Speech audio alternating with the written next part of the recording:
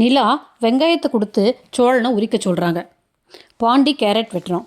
நிலா ஏதோ வேலையை கொல்ல பக்கம் போக சோழன் பாண்டியனோட கத்தியை பிடுங்கி நான் கேரட் வெட்டுறேன், நீ வெங்காயம் உரின்னு சொல்கிறாங்க. நிலா அங்கே என்ன சத்தம்னு கேட்டுகிட்டே உள்ளே வராங்க.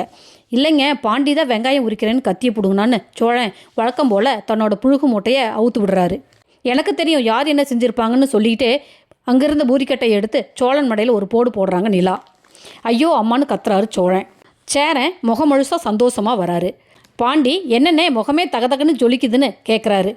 சோழன் என்னென்னா சந்தா கூட ஒரே மஜாவான்னு கேட்க எல்லாரும் சோழனை முறைக்கிறாங்க. சேரனும் நிலாவும் பாண்டி கடை பூஜைக்கு தேவையான எல்லா பொருளையும் வாங்கிட்டு வர எல்லாரும் பாண்டி கடைக்கு போகிறாங்க. பாண்டி கடைக்கு ஐயனார் மெக்கானிக் ஷாப்னு பெயர் வச்சுருக்கிறாரு. கண்ணன் ப்ரோ கடைக்கு தோரணம் எல்லாம் கட்டி கடையை நல்லா டெக்கரேட் பண்ணி வச்சுருக்கிறாங்க.